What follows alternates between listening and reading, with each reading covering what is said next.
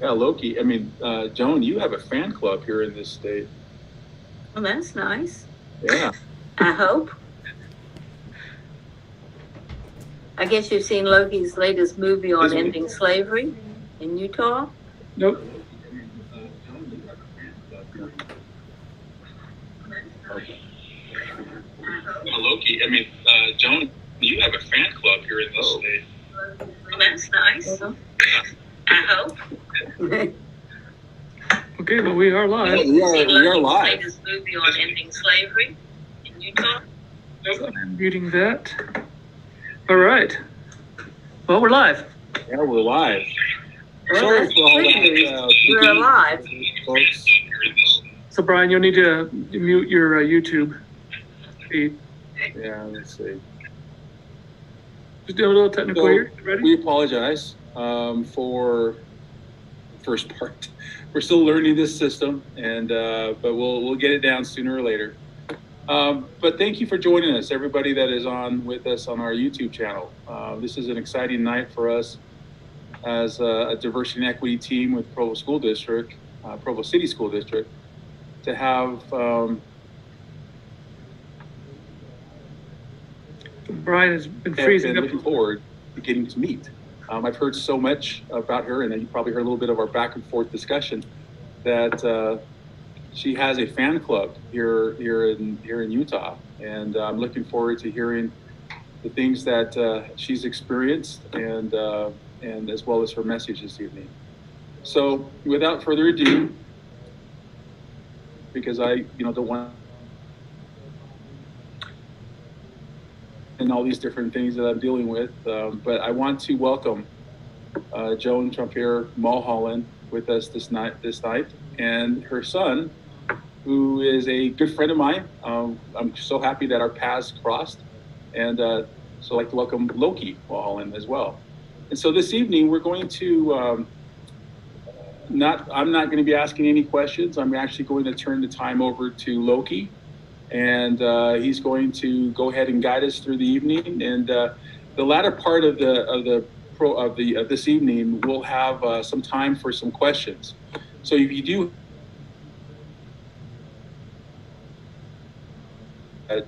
box the YouTube chat, and we'll get the questions to Loki.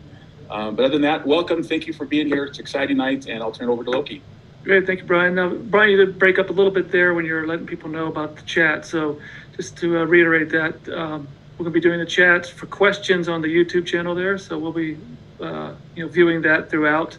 And those who have questions, please post them in the chat, and we'll be able to, to help answer those. So again, my name is Loki Mulholland. I'm the executive director and founder of the Joan Trumpauer Mulholland Foundation. I'm Joan's son, her favorite son. She's got 5 boys, but I'm her favorite. Okay, Mom. Tell that to your brothers. All right, yeah, all right. And anyways, we just we're gonna jump right into this. So Mom, before I'm gonna share my screen because I need to. Those who might not have a full background on you, I'm just gonna do a little bit here. So hopefully people can see this particular picture. This is the mugshot of my mother, and from the Freedom Ride. By the time she was 19 years old, she'd been involved in about 3 dozen sit-ins and protests when she joined the Freedom Rides, and was then put on death row with the other Freedom Riders. They were trying to frighten us. Yeah. And this, your journey on the Freedom Rides, actually, you were there, in DC with the NAG group and SNCC, with John Lewis and Hank Thomas and others. And then the bus in Birmingham and Anniston got bombed. And there was Hank right there in the foreground of that photo. That caught your attention. Yeah. And the Freedom Rides had to stop. Hank was part of our DC, sit-in group. And following the teachings of Gandhi, if one person cannot falls by the way and can't continue, and the Freedom Rides couldn't continue, then others must step up to take their place. That caught your attention. So and the Freedom Rides had to stop. Hank was part of our DC, Brian, You got following the Brian. teachings of Gandhi, You guys commute on your side? one person cannot, falls by the way and can't continue, the freedom rides couldn't continue, then others must step up. So anyway, to keep the freedom rides rolling toward New Orleans, students who had been doing sit-ins around the South came to get involved, and I was with a group that flew from DC to New Orleans and then took the train, the Illinois Central, headed toward Chicago and got off in Jackson, Mississippi, and on to jail. But we were trying to come in, from different directions, different means of public transportation, just to keep it interesting. Yeah. Keep the press tuned in to us. Now, a lot of people get focused on that photograph and get focused on another particular image of you that I'm going to show a little later and show a little video of. It's from the Jackson War sit-in in 1963. Yeah. But your journey did not begin in 1961 with the Freedom Rides. It began about 10 years earlier. Yeah, when I was about 10, and every summer we'd go down to see Grandma in Oconee, Georgia, an old company logging town, dirt road, train track running down the middle of it. And I had the same playmate every summer. And this year we sort of dared each other to go walk through the, there's no real polite word for it, but, blank town. And we said that. And so we snuck off and did it. And it was creepy because anybody that saw these two little white girls coming down the road just sort of slipped off behind their house or, something. It might be out there sweeping their yard or hanging up the wash, but they disappeared. They didn't want to know anything about us, and that was enough to give me the creeps. But then we got to where the colored school, colored was the polite term then, and it was just a shack up on very rough piles, just stacked stones, and door was ajar. You could see the pot-bellied coal burning stove, and there was no glass or screens in the windows, just wooden shutters, no grass, no playground equipment, nothing in the yard but a hand pump for water that went into a tub where everybody drank out of it, and one outhouse for everybody. And I knew that out the other end of town was a brand new post-World War II brick school for the white kids, the fanciest building for miles and miles around. And I thought, this is not what we learn in Sunday school about treating people the way you want to be treated and loving your neighbor as yourself. And I sort of resolved, though I couldn't have put it in words, that when I had a chance to do something to make the South the best that it could be, I would seize the moment. And that came when the sit-in started in 1960, and I was down at Duke University, and students from the Colored College came out and explained to us at a semi-secret Presbyterian youth group meeting about the demonstrations in town, morally and legally, explained them. And then they invited us to join them. So we did, some of us did, and that led to jail a couple times. And one thing leads to another. Yeah. Now your father was from Iowa. Your mom was, from Georgia. Rural Georgia. Went to her grave as a segregationist, and Truly. And you, but you had these two worlds that collided together, and that back at that time, the women ruled the house. And so your father, even though he didn't necessarily agree with your mom's perspectives and so forth, just kind of acquiesced, to what she wanted. Yeah, he did his own thing when he was at work. He had, friends in the NAACP leadership and all that, but he just kept his mouth shut at home. Yeah. And for a lot of us, we tend to do that, not necessarily at home, but just in the world around us. We don't really speak out. No. We don't take those actions. And despite your upbringing, most people would see, as a Southern white woman in Virginia, you go on and do this. The question always gets asked is why?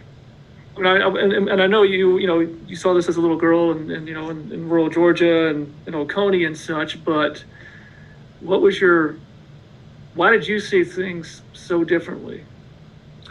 I guess I took the Declaration of Independence and the Bible at face value. And it just seemed wrong to me. We were being hypocrites. Right. But I mean, a lot of people can see that. I mean, it's one thing to preach it, it's another thing to practice it. Well, I'm bullheaded. You know that. Right, but you had no, as the expression goes, no skin in the game. You didn't have to do this. Well, I didn't have to, but we had cut half of the population in half. And you could double your friends, and if you accepted everybody. And it cost money to maintain 2, and in some cases 3 sets of schools, and this, that, and the other. And so that was money. If you just had one system, there'd be more to put into it. We'd have better schools for everyone. So Matthew Hyde has a question. Says, how can I help my kids' school effectively celebrate Black History Month?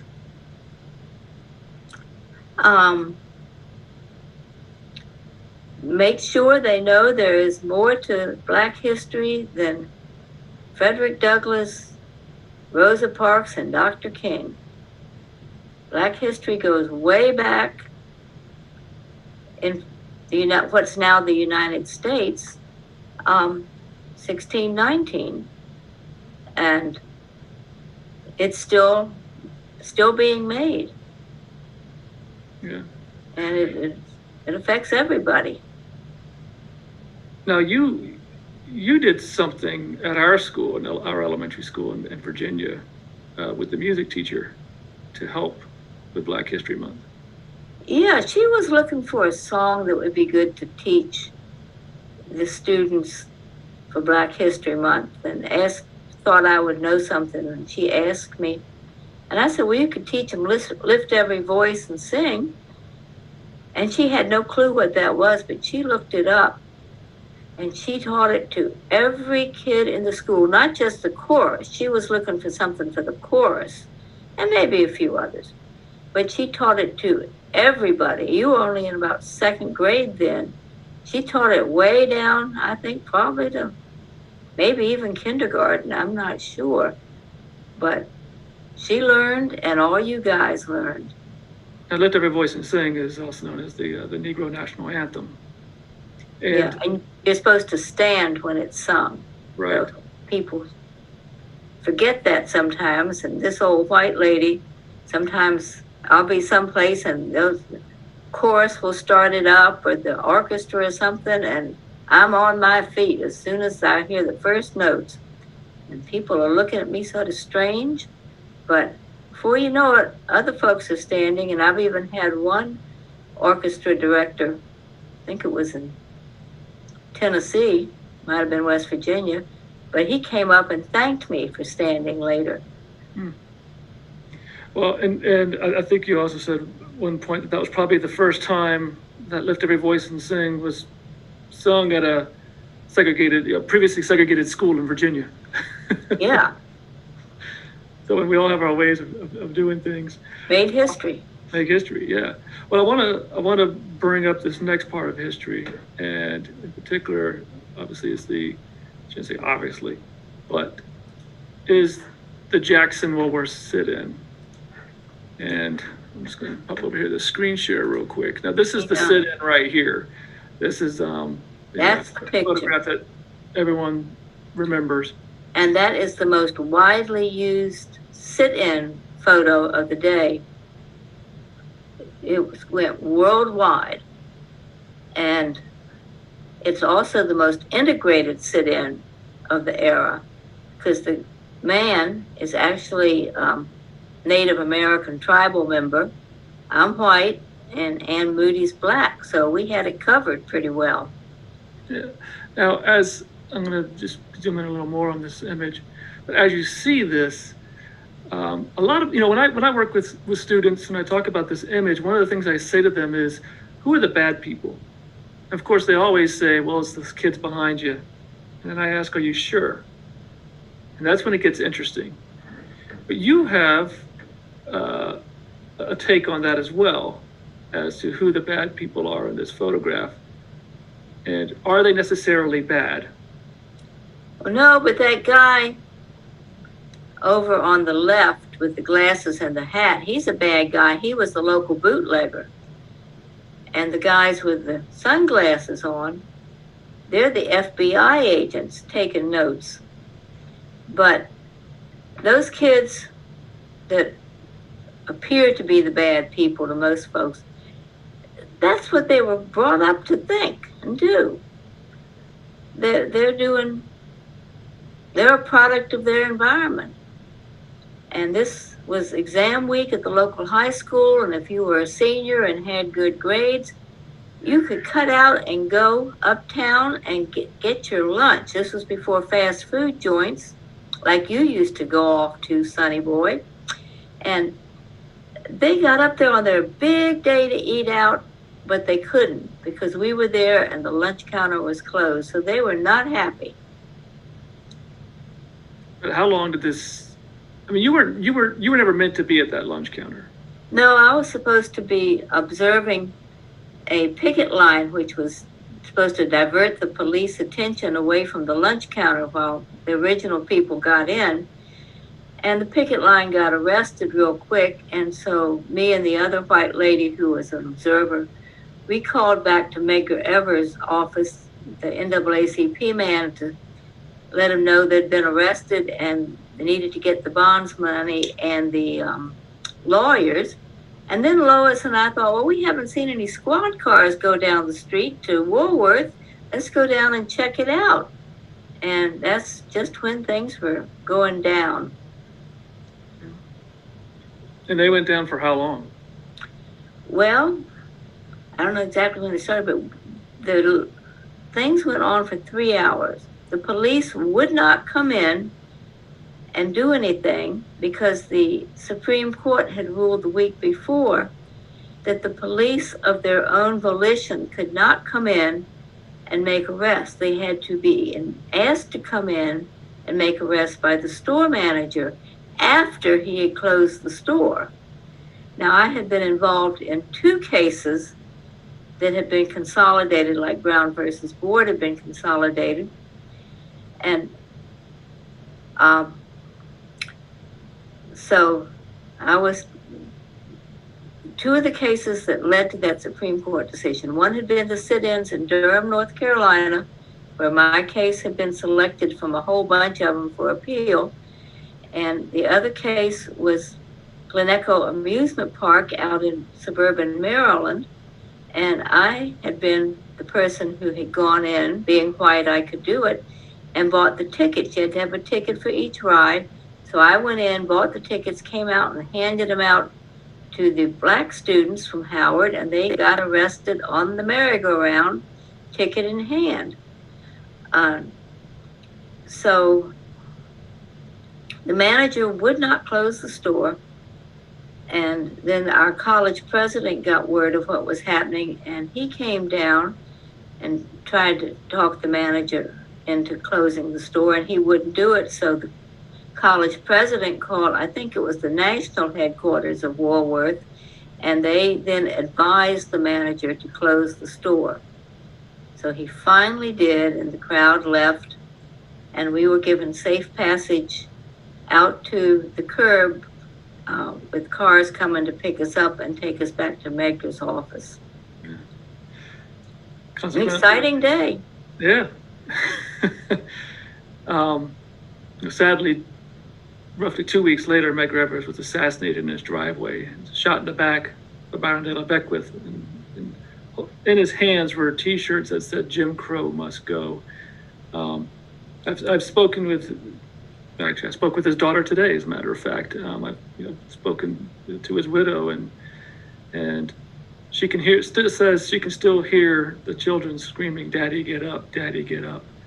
And he never got back up.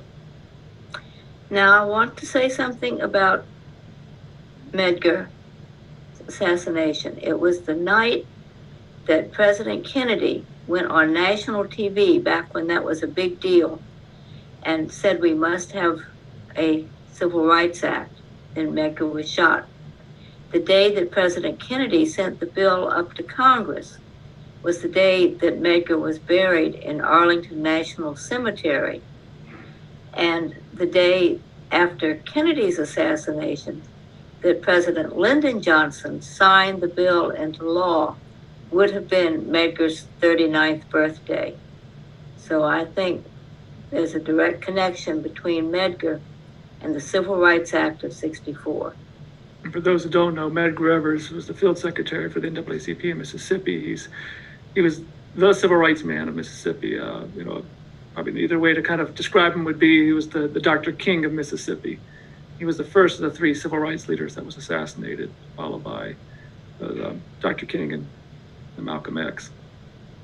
You met Dr. King. I did. And you heard him speak several times. Oh yeah, I think I heard him about 4 times. I heard him at the March on Washington. I heard him at Ebenezer Baptist Church. I heard him on my college campus, which is where I met him, as a lowly student, and he was a bigwig. And I heard him speak at the end of the Selma to Montgomery March. And that, to me, was his best speech. How long? Not long. It was a call to action. Yeah. It wasn't a dream. It was a direct call to action. Now, you mentioned this college campus. Originally, you were at Duke.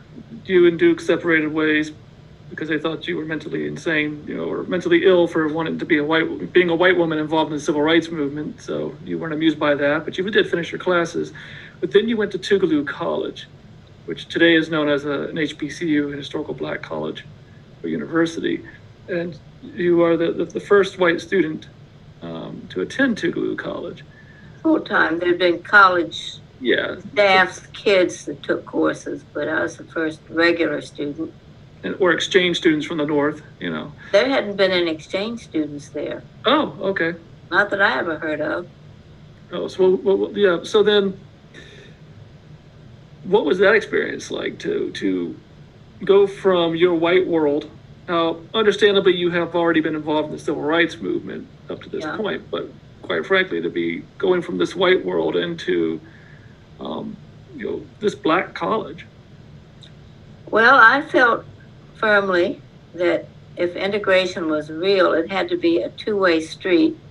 It couldn't just be a couple black kids at a time under court order going to a white college with riots and, generalized ugliness. And so I thought I'd apply to this black school, talked it over with my friends in SNCC, and they thought it was a good idea. And someone said, well, if you're going to do it, you may as well go to Mississippi because those kids haven't done anything yet, meaning, sitting in civil rights stuff. And so Tougaloo, being the only accredited school for colored students, I applied there and was accepted before the Freedom Rides. Freedom Rides gave me a free trip to Mississippi. The state of Mississippi gave me free room and board for the summer, albeit on death row. And as a student, at first, some of the other students were everyone was friendly because this was the South, and we're polite and friendly people, huggers and all that. But there was some concern that maybe I was just on my semester abroad, party semester. Would I come back again? And one lady said that years later that after she saw me studying in the library every night, just as hard as everybody else, she knew I was okay. And then I came back the next semester and the next year. I was just another student. Yeah. Well, I think one of the important things, from this experience in general, and I think what people gravitate towards is the fact that you're a white person in the civil rights movement, which is traditionally seen as predominant, African American. Not only that, but I was a Southern white person. Right. Don't forget that, Sonny boy. Yes, we are a Southerner too. Robert E. Lee is our homeboy. But it's an example for us to see, for white people to see someone who's actively being anti-racist. Wasn't enough that you just said that's too bad. You as a little girl, you could have just simply said, "Oh gosh, that's horrible. Oh well," or "Gee, I wish someone would do something about this." You just took it upon yourself to do what's right, even though it wasn't easy. And earlier today, we were doing a discussion with a group in Orem, and someone had asked you about courage, and you said, "I wasn't thinking about courage. I was thinking about doing the right thing." And many people here in Utah are familiar with a hymn that's "Do what is right, let the consequence follow." Right? Yeah. And you don't get to choose those consequences. You just have to choose just the right thing. Yeah.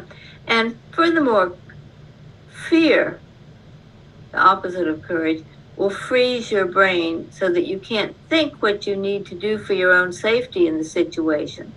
Fear is counterproductive. You just got to do the right thing. Right. And I don't think of in terms of courage either. I'm just thinking of doing what I think is right. Yeah. But, you're on the Klan's most wanted list. I mean, you faced numerous situations where you could have been killed. But yet you stuck with it. You could have always just gone, you know what, I've had enough. I did my part. I'm out. When the things got tough. You're going to die eventually. Would you rather die doing something to improve the world, or would you rather get run over crossing the street at rush hour? How do you want to go? Yeah. Preferably not COVID, but Right. So someone is asking, how can you be so nice to people who treated you so bad? Well, two wrongs don't make a right. I'm not going to lower myself to their standards of treating people. And if you don't reach out to the people who are against you in some way, there's no chance of them changing. You've got to let them see that even though you disagree, you are a good person. Right. Well, and thinking about just earlier, they added to this question, like earlier when you were defending those kids that were attacking you at the lunch counter, that you could be so nice and forgiving in that nature with people who are treating you so badly. I mean, that could have gone, even worse. I mean, obviously it already had for Memphis. Well, why would I want to lower myself to be ugly? I would say with us sitting there nonviolently for 3 hours taking it, the photographer of that picture, and I think he's the important part of the story, when he came in, he knew some of the guys in the crowd. One of them lived 3 doors down the street from him. He'd gone to the same high school just a few years before. I say he probably hung with their older brothers and dated their older sisters. But when he came in, understandably, his sympathies were with the crowd. But getting permission from the store manager, he stood on that counter for 3 hours, taking pictures. There were more people down the counter sitting in that we couldn't even see, but he got pictures of both of us. And after 3 hours, his sympathies had shifted away from his friends to the nonviolent demonstrators. And I said, it's the power of Gandhian nonviolence. That evening, the pictures appeared in the evening newspaper. We used to have morning and evening newspapers. That was way back in the day. But a kid at a rival white high school saw the pictures and his sympathies were changed. And I say, that's the power of the press. We have to always remember and respect the power of the press. They are sometimes attacked in a situation like that, or like in Montgomery, the press was attacked first with the freedom rides. But if stuff starts flying, they're as much in the line of fire as the demonstrators. They are like combat reporters in a war. Mm. And John Salter, I know he has said this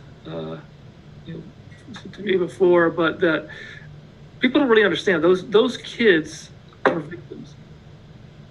They were taught to think this way by society, by their churches, by their families. Even at school, they were taught these principles that whites were superior. And it's really kind of, I think today it's kind of hard for some people to grasp that this was so ingrained in society on such an overt level. Oh, it was totally. In fact, in Arlington, well, no, in Fairfax, the next county over, teachers were forbidden to discuss integration. They had to support the system if they wanted to keep their job. Right. Which is interesting because today a lot of times teachers, there's that push to not talk about the past. The 1619 Project, for example. There's been pushes to, it's been hard to get more a more fuller and complete and honest telling of American history, and that those who do sometimes face those challenges as well.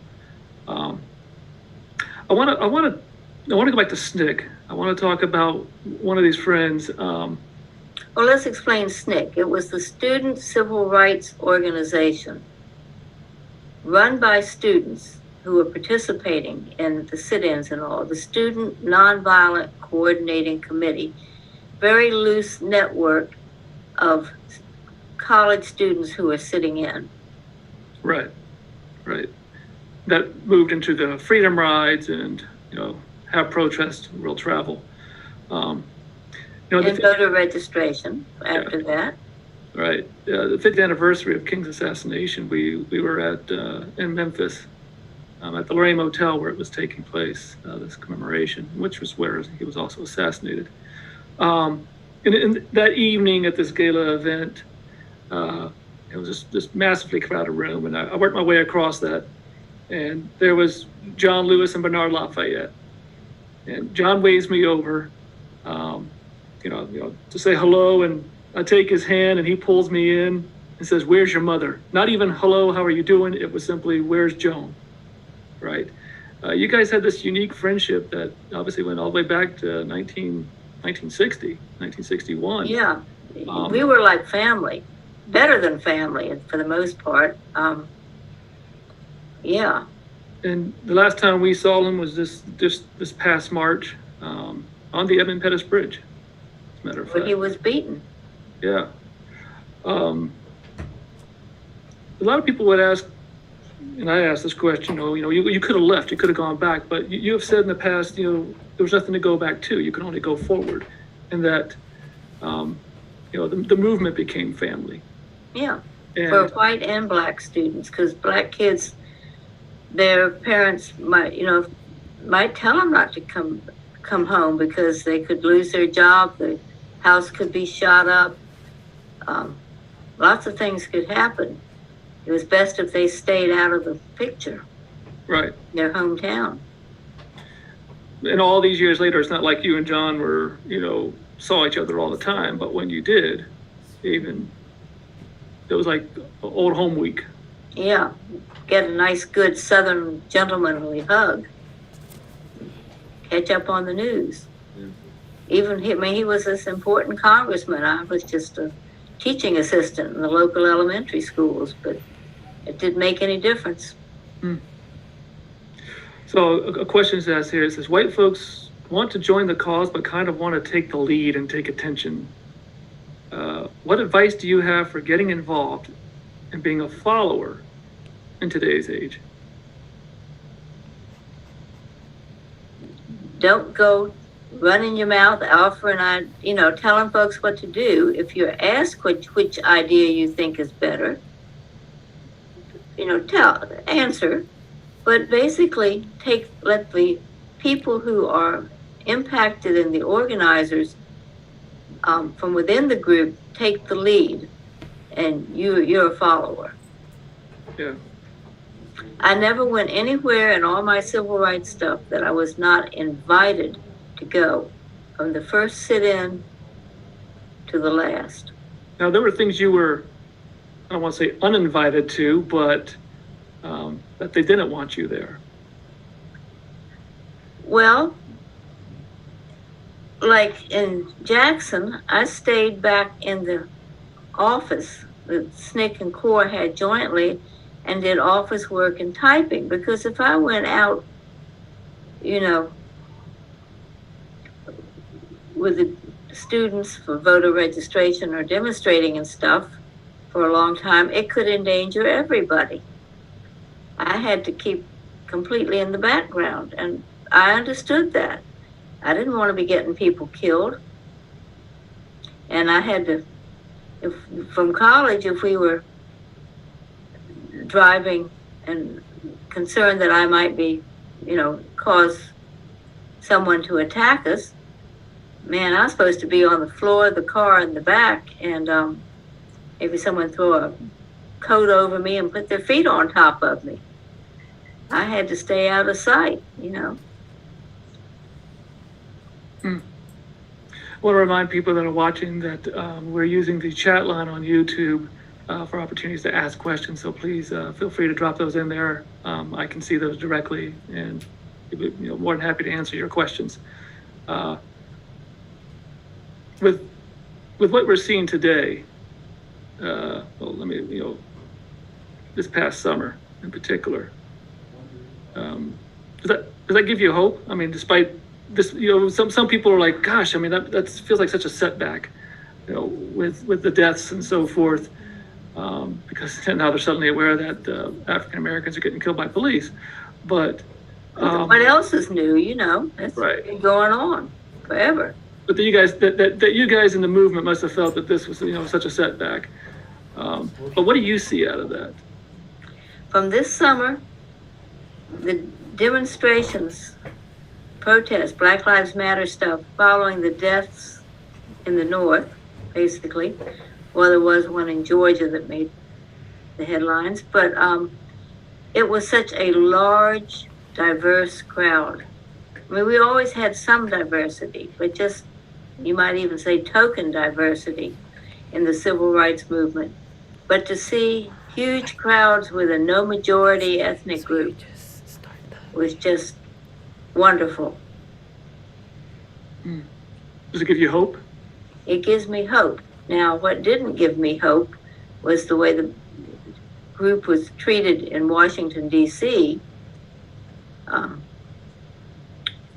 versus the way the people who took over the Capitol building were treated. I mean, almost the opposite. Right. And, if that had been a black group that took over the Capitol, there'd have been a lot of bodies lying on the ground. And we have a history that points to that. Yeah. What was the scariest moment in the movement for you?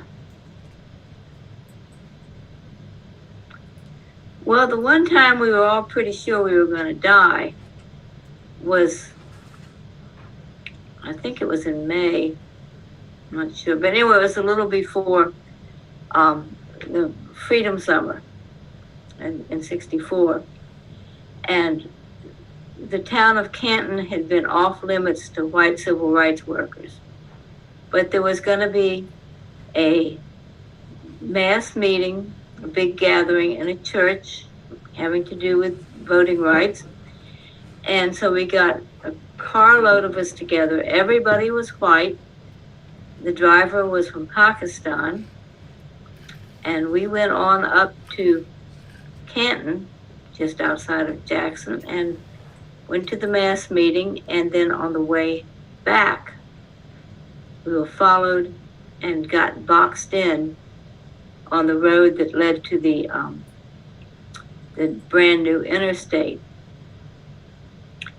And they came back with crowbars and beating on the car, and got a hold of the driver and started beating on him. And the leader of the opposition party in the Indian legislature in India had been arrested a few days before and jailed for going to a whites-only restaurant in Jackson, and in support of the black folks. And he was jailed, and the Indian embassy in Washington, D.C. didn't take well to this and contacted the State Department, United States State Department, who contacted the officials in Mississippi, and he got released. And the word went out for the, officials in Mississippi, you leave the Indians alone. Well, we all started insisting that Kisselbosch was from India. He's an Indian. And though he was from Pakistan and they had been, big time enemies, almost to the state of war, he went on with being an Indian, and they backed off. And we understood later, basically through Klan sources, that they were going to kill us to stop Freedom Summer, which was all about voter registration. And they didn't kill us. We got away. And about 3 weeks later, they killed 3 of the Freedom Summer workers, 2 of whom were friends of everybody who had been in that car. Yeah. You said voter registration, and I'm just thinking about, back then, the Klan trying to do voter registration. There's voter suppression then. We were dealing with voter suppression today. We're dealing with domestic terrorism today. Seems to almost mirror the past. What are we not learning? What are we failing at as a nation or as individuals? We just don't respect each other the way we should. I think we don't learn from the past, and those who don't know the past are condemned to repeat it. And we're repeating it.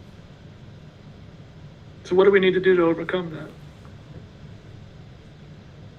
How do we learn to respect others when we're such a hyper-segregated society?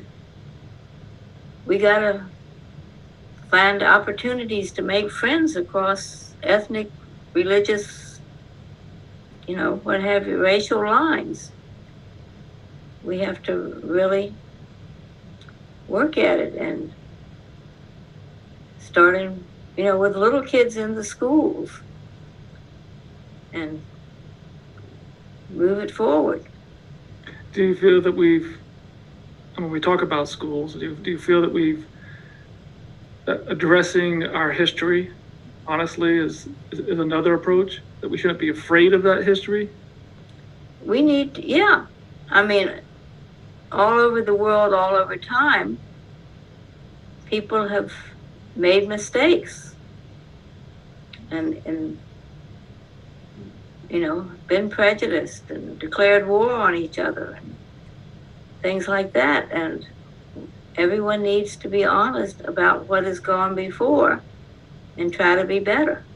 Now, you guys obviously address the outward manifestations of racism in this country, the segregated bathrooms and lunch counters and the like, but those are important outward manifestations. Yeah, I say we changed the laws, but there's still the underlying racism that created the laws that has got to get changed.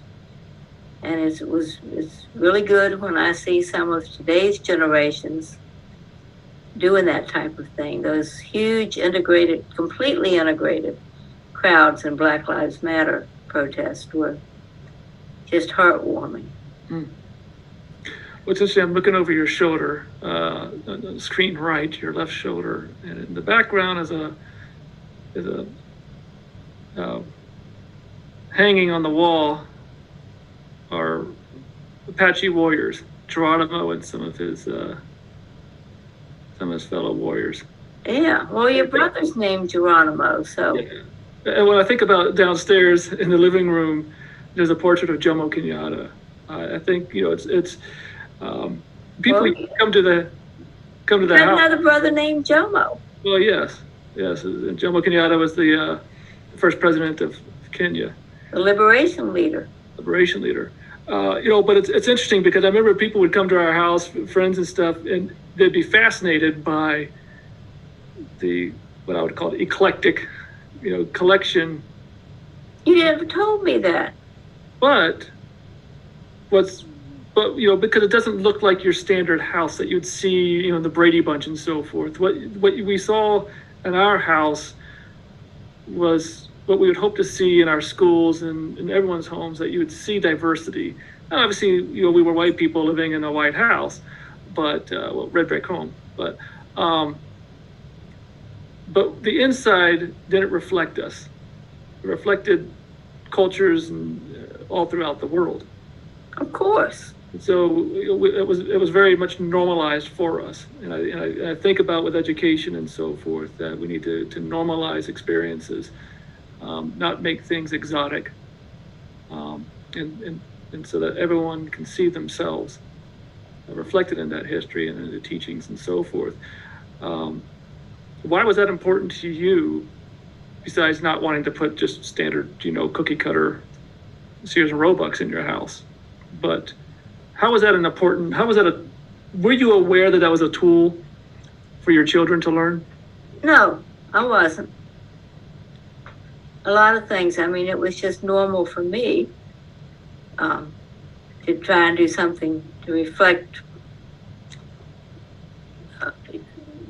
who you all were named after. But it reflected the values that you felt were important as well. yeah, it reflected my values.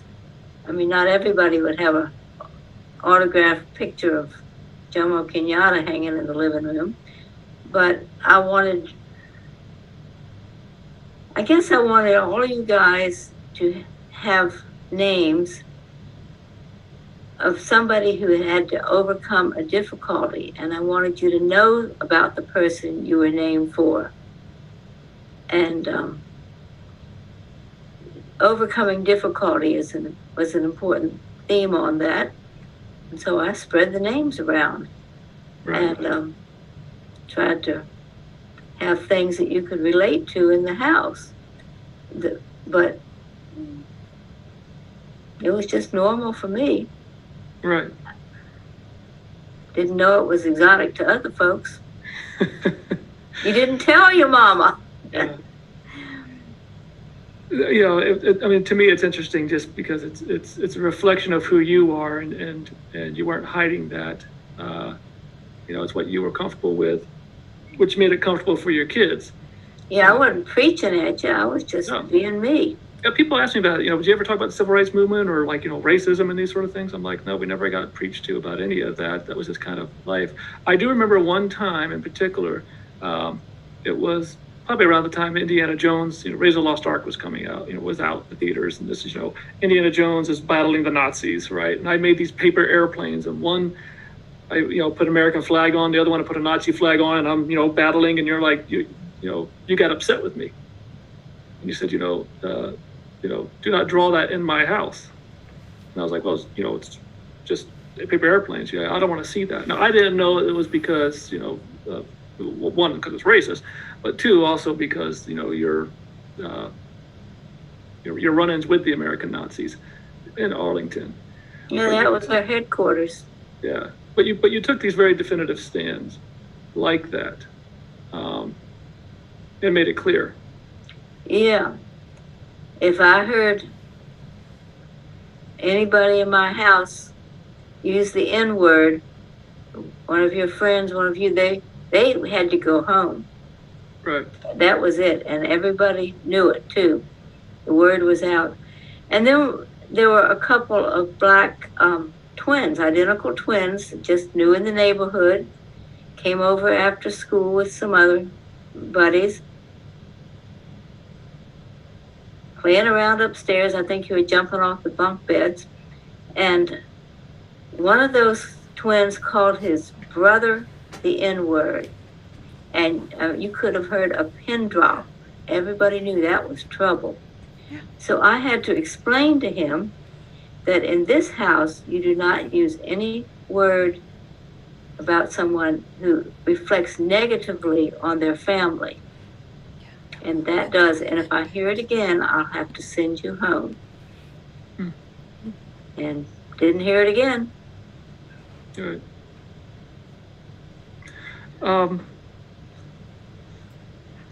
What was the greatest lesson you learned from the civil rights movement?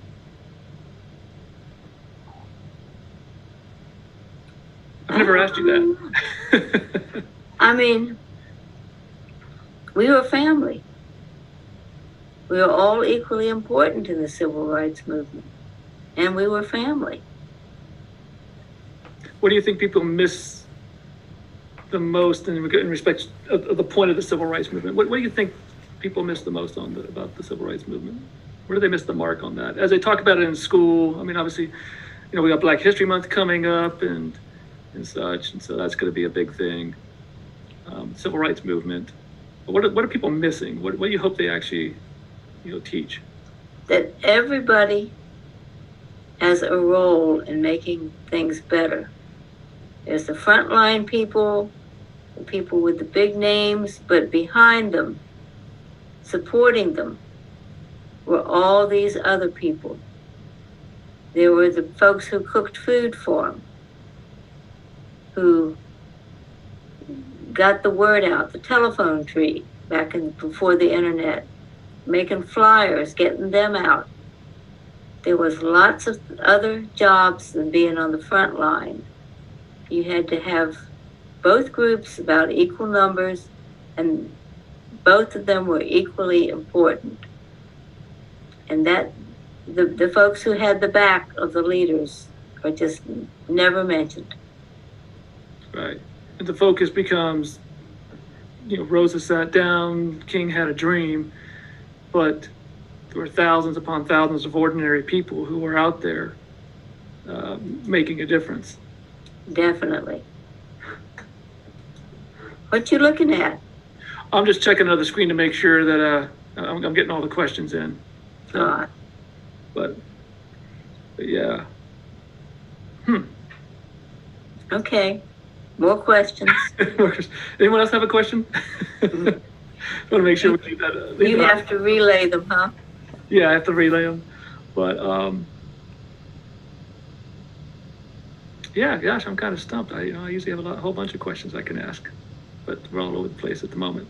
Well, I'll say, talking about the diversity of y'all's names, there's two of you who were not named for, movies and things. There's Django, has nothing to do with, the movie.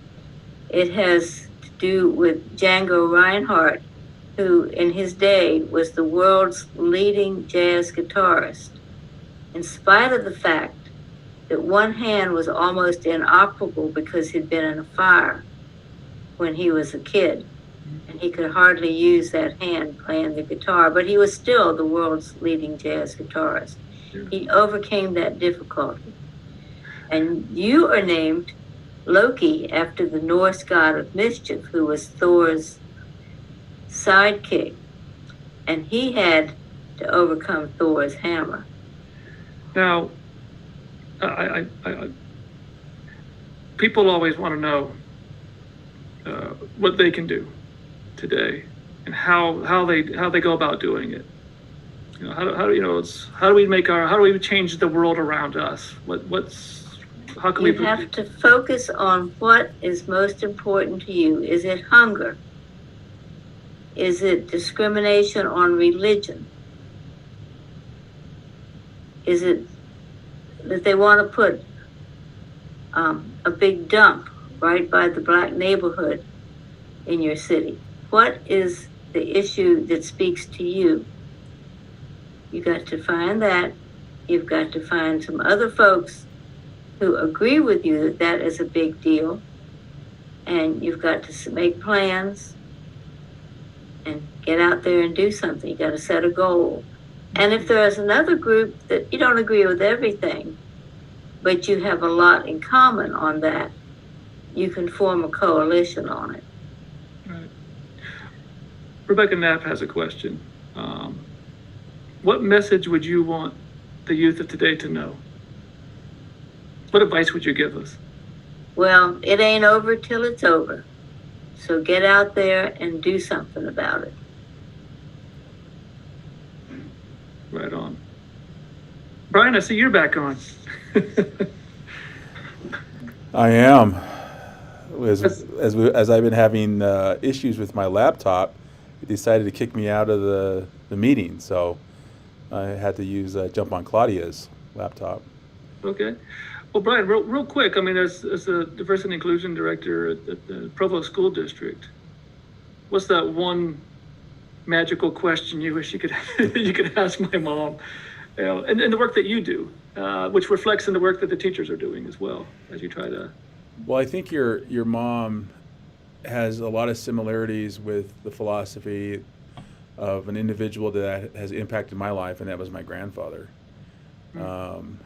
In his case, what he taught me was to always advocate and always be involved to help, in his words, your Indian people, and never forget where you came from. And I've always kind of lived that.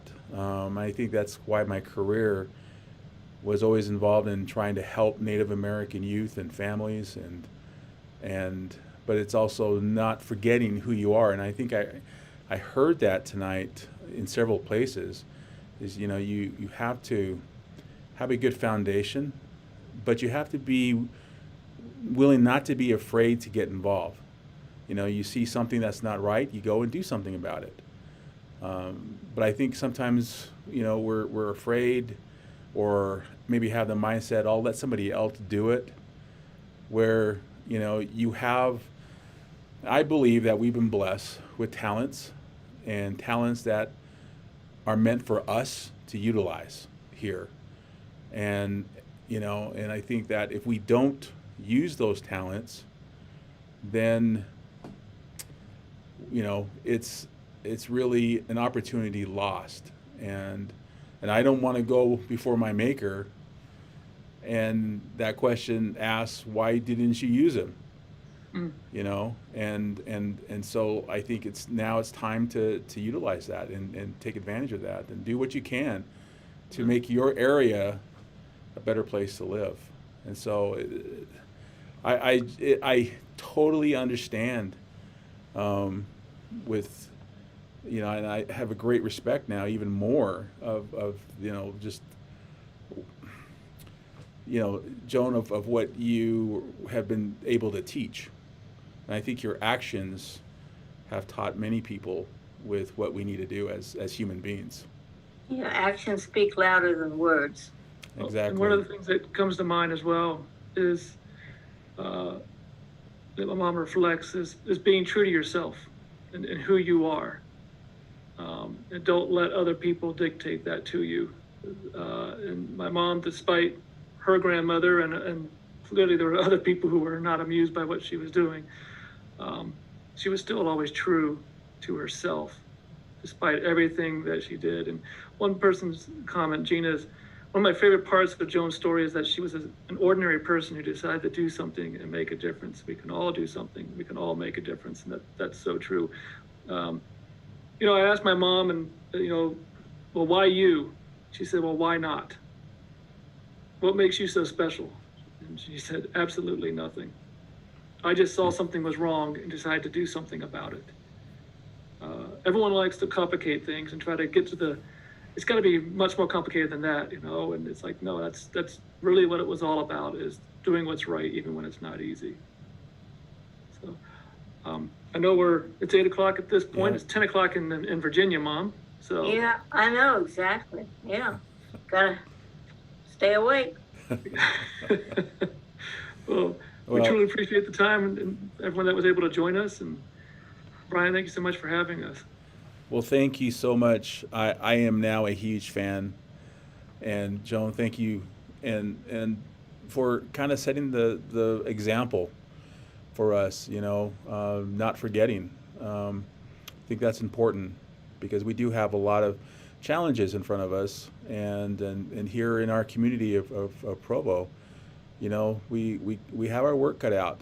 But the thing is, we have a lot of good people that that want to be a part of helping our community to be a better place to live, and that's always something that we always strive on, and never become complacent. And like I said, we again, hearing your words of wisdom, and Loki, like I said, I am so grateful that our paths connected and have crossed, and now we're good friends, and I'm just really thankful that we've had this evening. So this is the conclusion of our second speaker series that we're doing. We'll have a third one in a couple of months. So once we kind of figure out and get all those logistics taken care of, we will announce our third speaker series event through our social media platforms with the school district. But again, I want to thank everybody for joining us.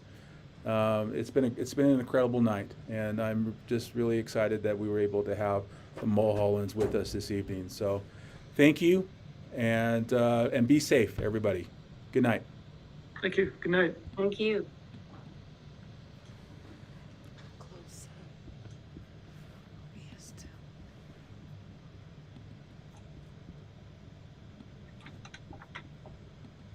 Bye-bye.